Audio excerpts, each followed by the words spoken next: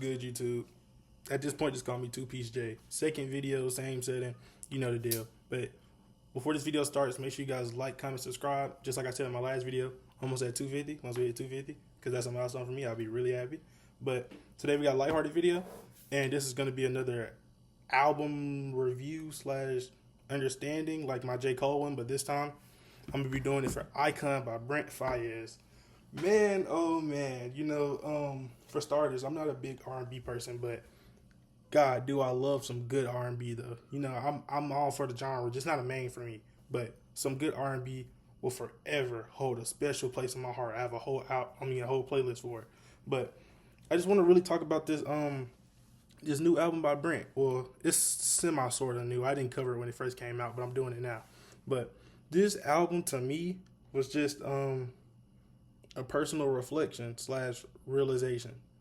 More of a realization than anything. Because I know in my J. Cole video I talked about like a testimony, just like living back on the past. But this one is more like lifestyle change. If you listen to Brent music or any of his past music, he's self-admitted, and you've heard before, he's not the best guy when it comes to relationships, lust.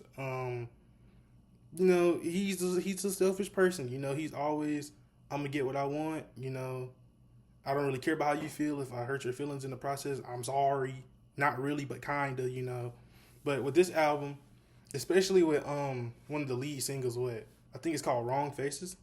But him just talking about looking for love, but in the wrong places or wrong faces.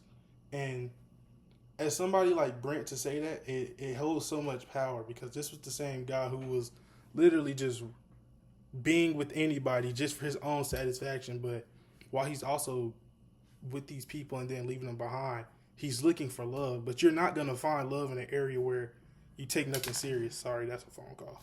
But I'm going to get back to it. But yeah, he's just looking for love in places that don't make sense. It's like maybe somebody can agree with me, somebody cannot.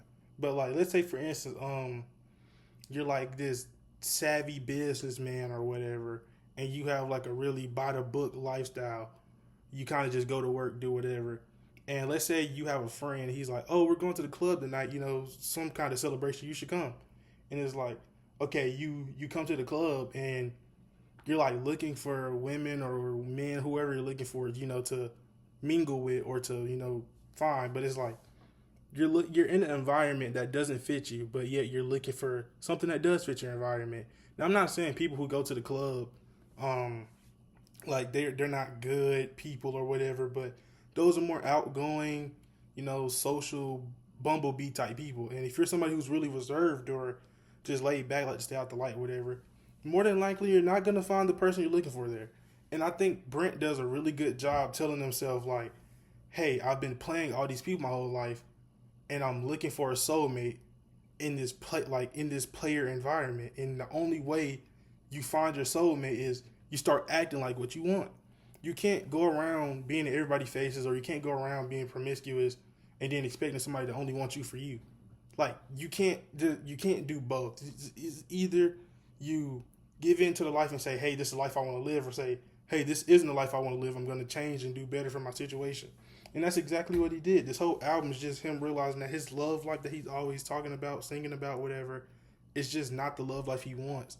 It's the love life he feels like he almost got pushed into because of his fame and stardom and his status, and you just being somebody with a name. You feel like you have the power to just, I can do what I want. And when you have that mindset, it can get really dangerous. And I think he realized that, like, when you listen to his music, like, just him talking about him being a kid, young and dumb. I forgot what song it was. My bad. It's really iconic. But, just that now to him, like, oh, I don't want to wish, like, one of my favorite snippets by him is "Wish You Well." And he was just basically saying, I don't wish you well unless you're with me, And he's just speaking like how he wants this person to do so bad without him. But it's like, you can't put that out in the universe and then expect to get something different.